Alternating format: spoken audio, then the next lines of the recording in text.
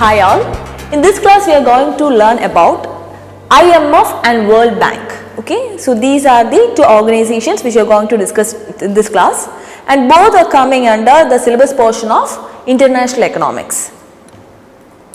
So first let us see what led to the formation of these organizations, International Monetary Fund and World Bank, otherwise the World Bank. So discussing about it, Bretton Woods Agreement decided to set up two organizations in July 1944 such as IMF and IBRD, which is commonly known as World Bank.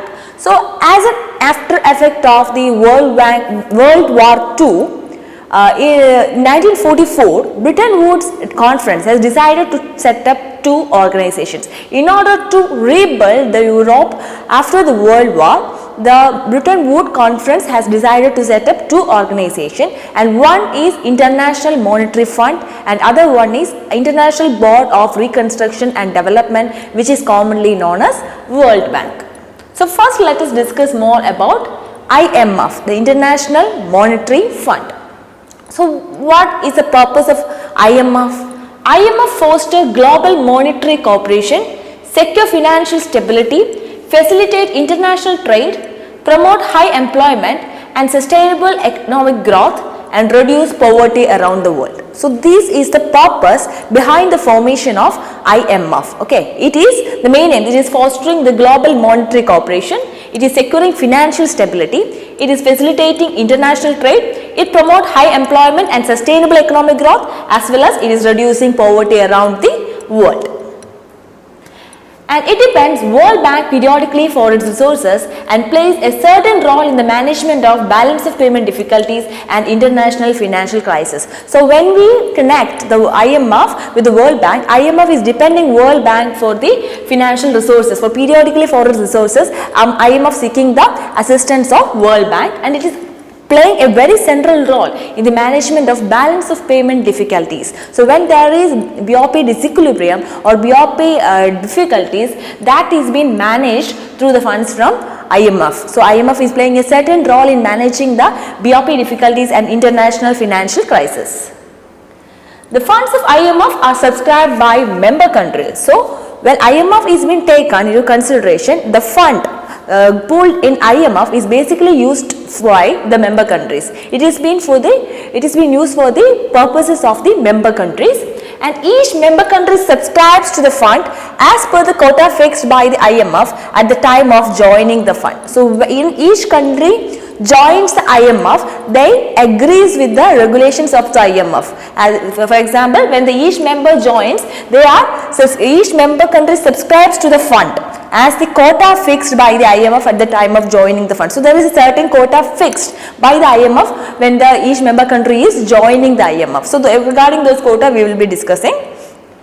And at the time of formation, quota was 25% of gold. So this is regarding the formation when the IMF was formed. When the IMF was formed in the 1945, this is the criteria. So each member country should be having a quota of 25% of gold or 10% of its net official holdings and US dollar, whichever was less. So either it should be 25% of the gold, otherwise it should be the 10% of the net official holdings and US dollar, whichever is the less, that should be done. Okay. So, but now when it is the current situation, the accounts of IMF are now kept in special drawing rights. Okay. So earlier it was basically 25% of quota in gold and 10% in the US dollar or the net official reserves. But now the quota is being maintained in the form of SDR, special drawing rights. And the capital subscriptions or quota is now made up to 25% of its quota in SDR or widely accepted currencies instead of gold, and 75% of country's own currency. So the way how the quota is being maintained is being changed from the beginning to now. So in the beginning it was just 25% of gold and 10% of the US dollar as well as the official reserves, whichever is the greater. But now it is in the form of SDR, that is the quota is being fixed as 25% of the SDR, 25% in terms of the SDR, and the remaining can be in the form of widely accepted currencies like dollar, euro and all, and the 75% of countries' own currency can also be maintained as part of the quota.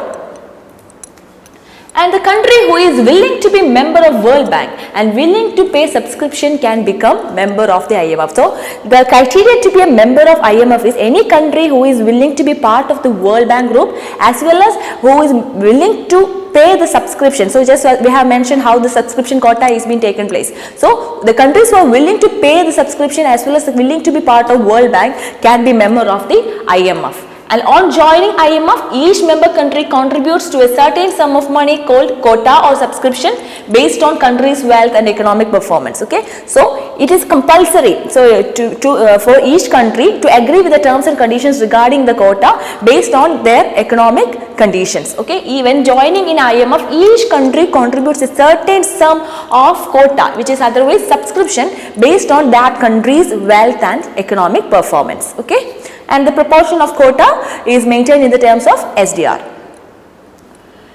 And the fund has 189 member countries, which comprises 80% of world trade production and 90% of total world trade. So when IMF is taken, the International Monetary Fund is taken, we have 189 member countries, and this comprises of 80% of world trade production and 90% of the total world trade. And the purpose and objectives of the fund have been laid down in Article 1 of the original Articles of Agreement. So where the purposes has been mentioned, it is in the Article 1 of Agreement or Articles of Agreement. So Article 1 of Articles of Agreement states the purposes and objectives of the International Monetary Fund. So now we are going to discuss what is the special drawing right. So we have discussed that now the quota has been kept in the form of SDR. So what is this SDR? SDR is otherwise special drawing rights, and it's an international reserve asset or reserve money in IMF, which was established in 1969. So initially during the formation of the IMF, the quota or subscription was not in the form of SDR, rather it was in terms of the gold, and the rest were in the form of the US dollar and net official reserves. But in 1969, this criteria has been changed and the quota or subscription has been made in SDR. So SDR is an international reserve asset or reserve money in IMF from 1969. And SDR serves as the unit of account of the IMF and some other international organization. So not only in the IMF but also some other international organization, SDR is serving as a unit of account. The objective was alleviating the problem of international liquidity. So why this SDR is being used? So the main purpose why SDR has been adopted as a mode of quota maintenance, so the subscription maintenance is for the international liquidity. So there is no problem regarding the liquidity issues. When SDR was adopted as a mode of quota maintenance, it alleviated the problem of international liquidity. And IMF has two accounts of operation. The one is the general account and the other one is special drawing account. And when we take the general account, it is using the national currencies to conduct the business forms. But when we take the special drawing account, it is transacted by SDR, which is alleviating the problem of liquidity. Okay. So when general account, we are conducting it with the national currencies, and when we take the special drawing account, it is conducting with the SDR, the special drawing rights, that is basically having high level of liquidity or alleviating the problem of liquidity. And SDR is defined as a composite of 5 currencies. So as per the latest informations, the SDR is comprising of 5 currencies. The one is US dollar, second one is euro, third one is Chinese renminbi. So Chinese renminbi from 2015 and with effect from October 2016. So that is the recently added currency. Then Japanese yen as well as the pound sterling. So the basket of SDR, okay, consists of 5 currency, 5 international currency, widely accepted currencies, that is US dollar, euro, Chinese renminbi, Japanese yen and pound sterling. And currency included in SDR basket have to meet export criterion as well as freely usable criterion. So the criteria for being the part of this SDR basket is these 5 currencies or the currencies which are part of the SDR basket should fulfill these 2 criterion. One is the export criterion and other one is the freely usable criterion, and based on these 2 criterion, these 5 currencies has been fixed.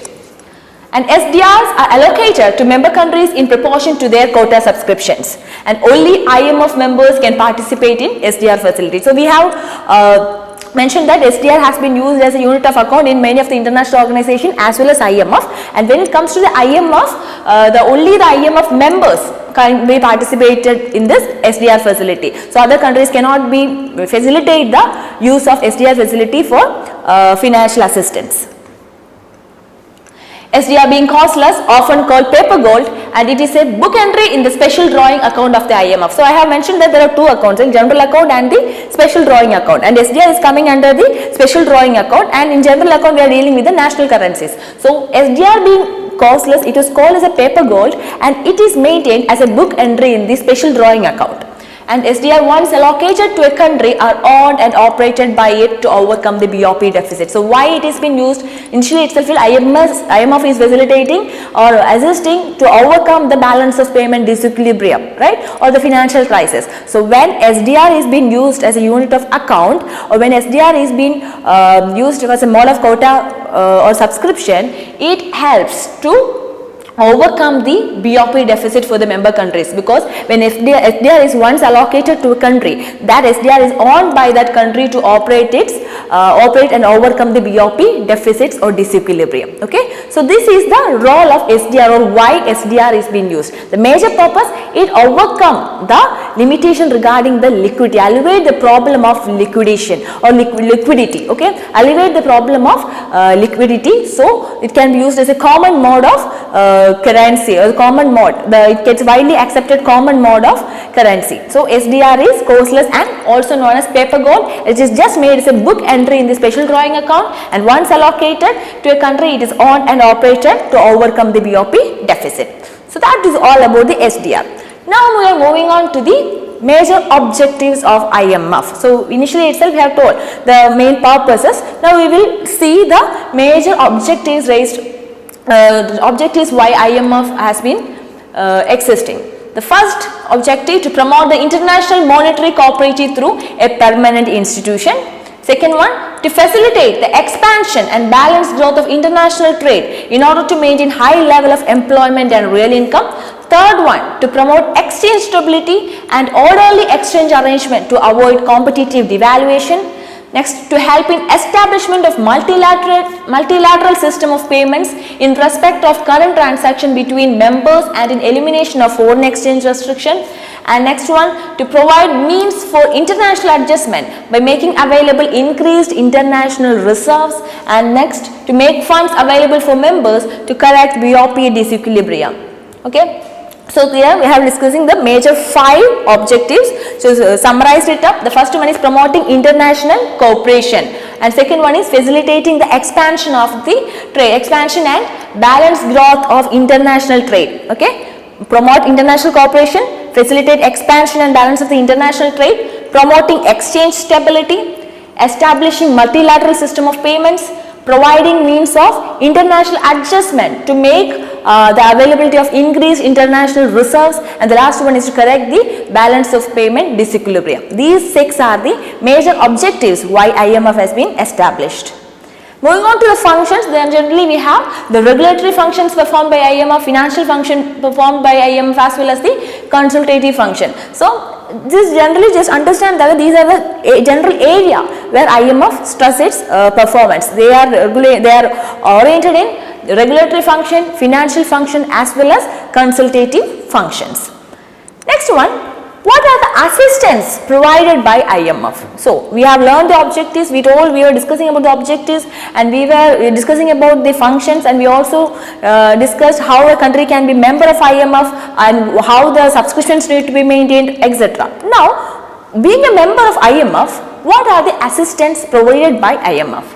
The first one, reserve tranche, that is IMF have no objection in member countries drawing 25% of the quota. So we have mentioned that when a country is becoming a member of the IMF, they are basically agreeing with certain terms and conditions regarding the subscription and the quota and how it has to be maintained with the IMF. So being a member of IMF, there are certain assistance provided by IMF to the member countries. The first one is reserve tranche, that means member country can draw any 25% of the quota at any point of time. So there is no objection in member country for drawing the 25% of the quota. So that is the reserve tranche. Reserve tranche is also related to the concept of the foreign exchange reserves. When we discussed about the foreign exchange reserves, we have discussing the reserve tranche is a component of the foreign exchange reserve. It is maintained as a foreign exchange reserve. And next assistance provided by IMF is credit tranche, because in reserve tranche IMF is not having any objection to draw 25% of the quota. When it comes to the credit tranche, member country can draw 125%, out of which 25% is reserve tranche and remaining 100% is credit tranche. So this is the another assistance. Apart from the 25% of the quota, the member country is given with an assistance to draw 100% more, which is regarded as a credit tranche. Okay, so in reserve tranche 25%, in the credit tranche it is 125%. Out of that, 25% is part of the reserve tranche and 100% is the additional assistance, that is credit tranche. And drawings to be held, drawing has to be repaid within 3 years. So when we are having a credit tranche, we are getting the extra assistance of 100%. That drawings is given under the condition that it has to be repaid within 3 years by the member countries back to IMF. And interest beyond this 25% is charged with increases with cumulative increase in the drawing. So out of the rest 100%, this 100% is charged with a particular rate of interest, and that is based on the cumulative rate of drawings. Okay, so any amount beyond this 25%, which is the quota, is charged with increases with cumulative increase in the drawings. Okay, so when a member country is in need of financial assistance or economic crisis, they can draw the 100% of the 100% of reserves from the 100% of the tranche from the IMF, and out of that, the 100% which is beyond the 25% of the initial subscription, that will be charged with a rate of interest as per the cumulative increase in the drawing. So it is not compulsory that entire 100% is drawn. We can draw 50%, 75% to 100% as per the requirement. So as per the amount drawn, the interest also will be charged.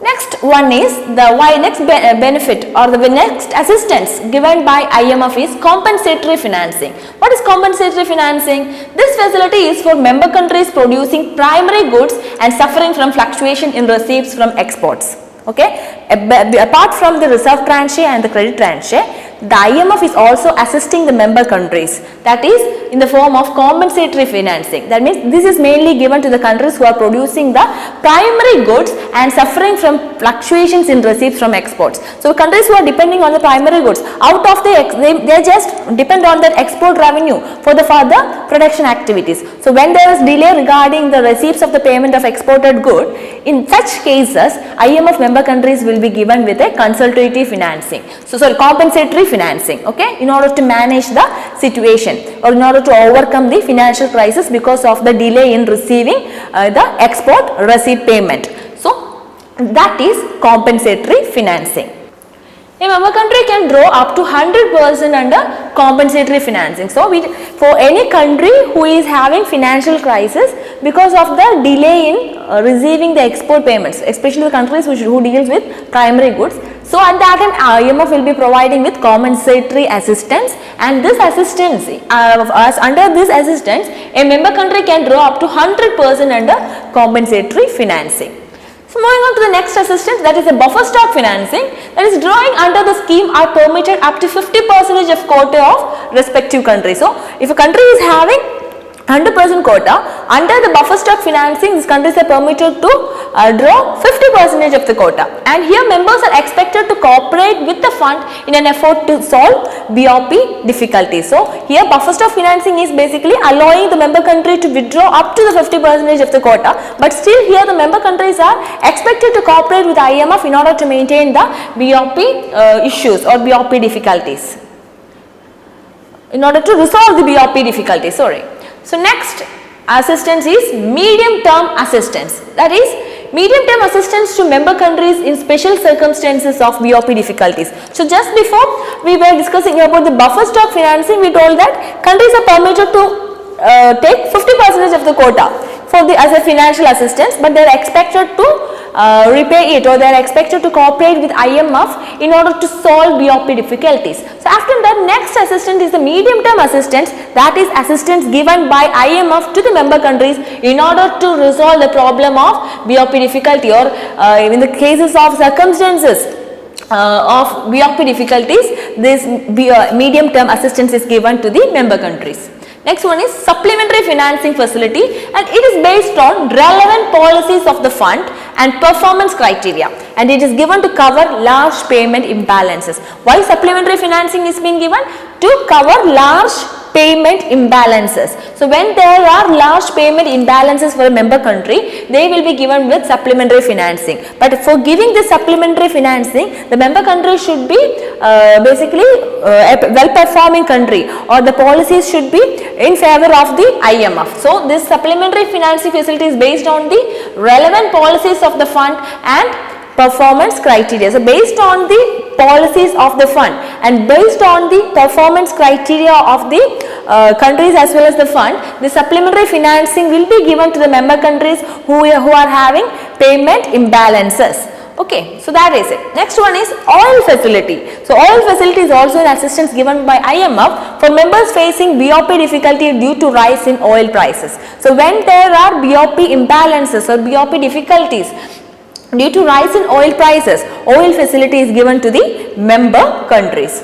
So the last assistance is enlarged access policy, and this is under this scheme a member can borrow 150% of limited quota per year. Okay, so under this, the enlarged, as the term, as the assistance is given, the name of the assistance, enlarged access policy. That means they are allowed to access 150% of the limited quota per year, and for 50% over the period of 3 years to cumulative use of fund resources to 600% of the quota. So this is the enlarged access policy of IMF, which is a assistance provided to the member country up to 150% of the quota per year, for 50% for the period of 3 years, and to cumulative use of fund resources to 600% of the quota. So this is the enlarged access of assistance given by the IMF to the member countries. So we were discussing 8 assistances given by the IMF to the member country. The first one was a reserve tranche. Under this, any time the member country can draw the 25% of the quota without any interest. Next we were discussing the credit tranche. So under credit tranche we are having 125% drawing possible. Out of that, 25% is part of the reserve tranche and remaining 100% is part of the credit tranche. And on this credit tranche, as per the interest will be the 100% the credit tranche, the drawings, the interest will be charged among the charged to the member countries. Then we discussed the compensatory financing, the medium term assistance, supplementary financing, oil facility, as well as the enlarged access facility. Okay, so these are the assistance given to IMF members by IMF. Now next we will discuss about the organization of IMF. So how is the organizational structure of IMF? So IMF is run by Board of Governors, an executive board and an international staff. Okay, so this is the structure. It is having Board of Governors, executive board and an international staff, and every member country delegates a representative, usually head of the central bank or minister of finance. So from every member country there is a representative in the IMF. Usually it used to be a member of the central bank head of the central bank or the minister of finance. Next, it usually meets once in a year for decision making in fundamental matters, and it is headed by managing director who is elected by the executive board for 5-year terms of office. So we have told that the structure is basically the Board of Governors, executive board and an international staff. So the IMF is headed by a managing director who has been chosen by or elected by the executive board for a 5-year term. And when IMF is taken, it is consisting of 189 member countries, and Nauru, the Republic of Nauru, is the 189th member who joined in 2016. Okay, so the lastly joined country in IMF is Nauru, the Republic of Nauru, and that is the 189th country who joined in IMF, and India is one of the founding member of IMF. So taking into consideration about the managing director who has been elected by the executive board for the term of 5 years, in October 2019, Ms. Kristalina Georgieva from Bulgaria is appointed as the managing director of IMF. So earlier it was Christina Lagarde. After that, in October 2019, the executive board has chosen and elected Kristalina Georgieva from Bulgaria as the managing director of IMF. And when India is the chief economist is considered, the Geeta Gopinath from India is serving as the chief economist of IMF. So So its headquarters is in Washington DC. So this is the general structure, organization structure of IMF. Moving on to the obligations of membership. So what are the obligations of membership? What has been expected from a member country when taking membership in IMF? So the major obligations are: agree to the code of conduct found in the IMF articles of agreement. Second one, pay a quota subscription. Third one, refrain from restrictions on exchange of foreign currency. And fourth one, strive for openness in economic policies affecting other countries. So these are the major obligations, very important, the major obligations of membership when IMF is considered. So if a country needs to be member of IMF, these countries are expected to are obliged to follow these conditions. First one, agree to the code of conduct of IMF as per articles of agreement. Second one, pay a quota subscription. So we have discussed how the subscription has to be done. It should be as per now, the quota subscription should be made in a way that 25% should be in SDR and rest can be in any form any widely accepted national currencies, widely accepted currencies, or 75% of the on currencies, countries on currencies. So that is how the quota should be filled. So or the subscription should be filled. So a member country should agree to pay a quota subscription. And next, the refrain from restrictions on exchange of foreign currency. So when a country is becoming a member of IMF, they should refrain from the restrictions on exchange of the foreign currency. So the exchange of foreign currency between the countries. And next one, the member country should be strive for openness in economic policies affecting other countries. So we should be having an open economy. Policies should be in favor of the other countries. Strive for the openness in economic policies affecting other countries also is an obligation for IMF member country. And being an IMF member country, what are the benefits that can be ensured? We have already discussed the assistance is given by the IMF to the member country.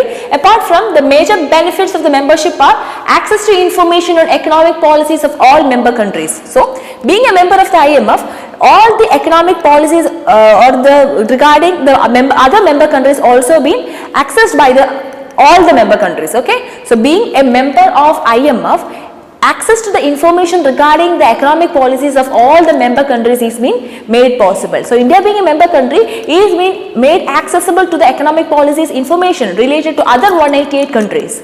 Okay, so access to information on economic policies of all member countries. Next benefit, opportunity to influence the members' economic policies. So it is being a member of IMF, we can have a good trade relationship, an economic policy based relationship between the other countries by getting the opportunity to influence the member countries' economic policies. Next one, access to technical assistance in banking, financial affairs and exchange matters. Then financial support in times of payment difficulty, the major purpose.